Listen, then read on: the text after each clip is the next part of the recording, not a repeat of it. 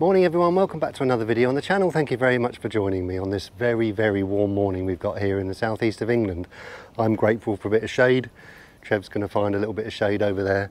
And welcome to another video during this July series. Thank you very much for joining me and thank you very much for all your support. I'm going to show you one of the most important positions that you need to swing through to achieve the consistency you're after, and it may not be the position that you think. And this position is the same no matter what. So I've got a driver, 5-iron and a 9-iron there, so I'm going to show you this position. It's going to be pretty similar with those three clubs. Okay, so I'm just going to get the front camera set up and I'll see you in a bit. Okay everyone, so thanks very much for joining me and thanks very much for your support, and I hope you're enjoying this July series. So yes, the most important, one of the most important positions that you can swing through during the golf swing. And I don't think it's going to be the position that you think, because, okay, so the most important position is when we make contact with the ball, no question about it. But we can't feel that, can we? But unless we slow down, we can't feel that impact position, can we? So yes, impact position is the most important technically in terms of where we are and when we're hitting the ball. I'm going to show you a position that you should swing through to create the power, the speed and the sequence that you require to play some consistent golf. Okay, so before I tell you what this position is, I'm going to show you, and I'm going to show you a split screen with all these three clubs, and they're going to be pretty similar in terms of position. So 9-iron first. Obviously there's going to be slight differences in all three, but there's going to be a general look that's going to be the same. And now driver.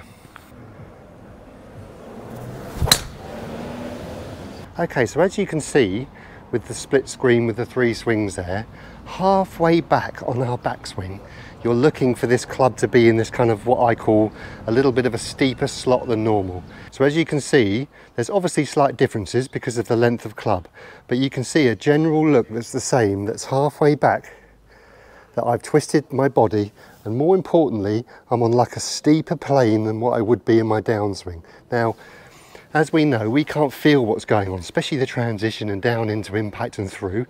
That's a real blink and you miss it type of speed, isn't it?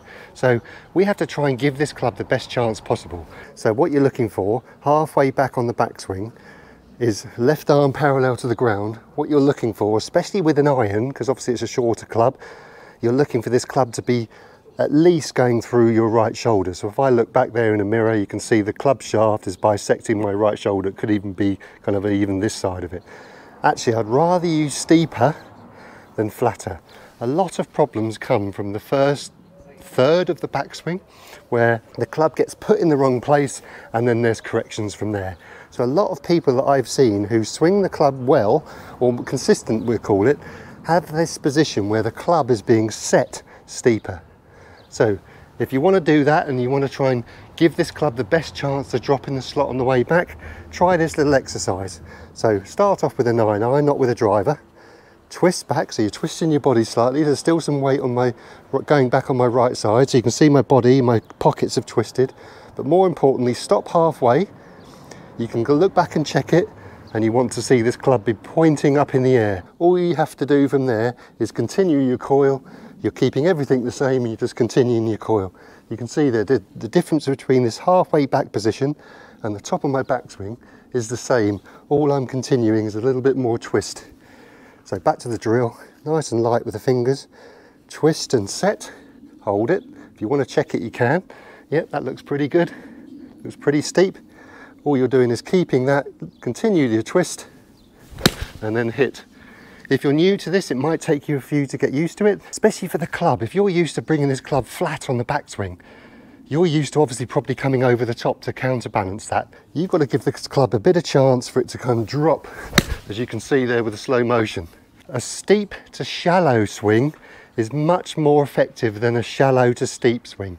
Yes, like there's always exceptions to the rule in the history of golf.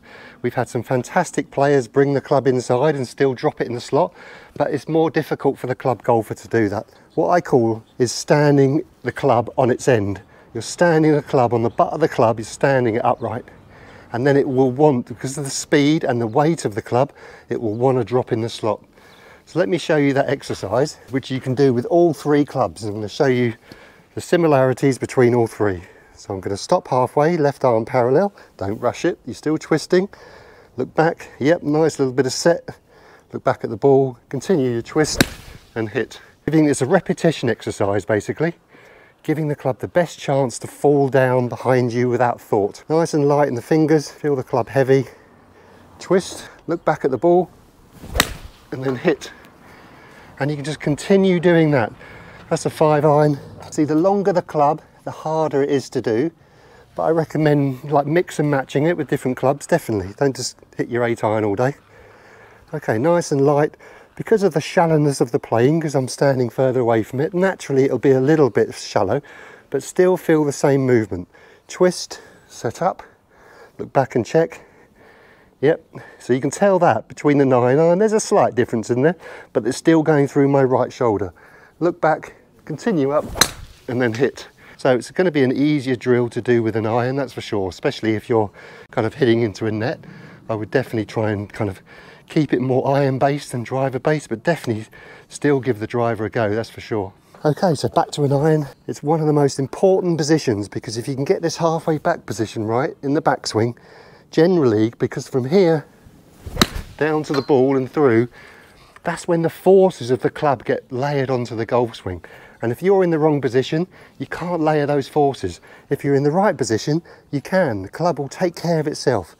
Because if the club is steep, or steeper than what you're used to, the club will want to, under force, drop.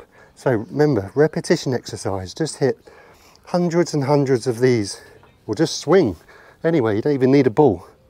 Make sure you do it right, don't rush, look back, continue your twist and hit.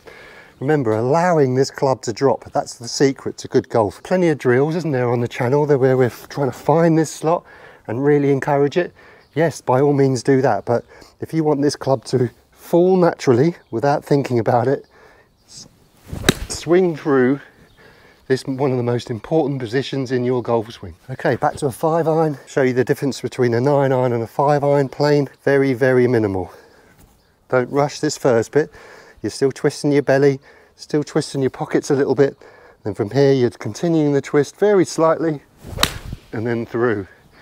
Guarantees success, because when you're on your own and you haven't got a mirror or a camera, how do you know you're doing it right? This is a great exercise for something like that, because you're breaking the swing down at the most important position, because from here you can't really feel it. You don't really know what that golf club's going to be doing in transition, but you're guaranteeing success here. And then to continue that onto a full swing, make that much shorter in terms of a pause, twist, don't even need to look back, hit. And then you can make that pause much, much shorter than obviously when you go out on the golf course or you make half your bucket you're going to hit. You just swing and feel it, because I'm a great believer in repetition. Because remember, the more you repeat it, the more you're going to gain a feeling from that. But remember what you're trying to do here. You're giving the club the best chance to fall in the correct slot on the way down without thinking. It's a great drill to introduce into your practice routine. You don't need to stand there all day and do it, but remember, it is a repetition exercise, because one of my most favourite statements, as you've probably heard me say 1,000 times, is find the one thing that cures 4. If you can swing through this position with this club a little bit more steeper on the way back, the club will be your friend, and it will create natural speed, and it will drop on plane correctly, and it will kind of swing a little bit more efficiently, hopefully. Okay everyone, so thank you very much for all your support. If you've done this drill before and it's worked, or you've got some questions about it, I'd love to hear from you. Okay everyone, so if you're playing golf today, I hope it's going to be as sunny as it is here, that's for sure. And if you are, play well, and please let me know how you get on, and actually where you're playing, either in the UK or around the world. I'd love to hear from you. And thank you very much for all your support. It's so appreciative, and I really hope you're enjoying this July series. Okay, so I'll bid you farewell just from myself today. It's too hot for Trev, he's indoors. Okay, so thanks very much for watching. Appreciate everyone's support, and we'll see you tomorrow. Thanks everyone. Cheerio.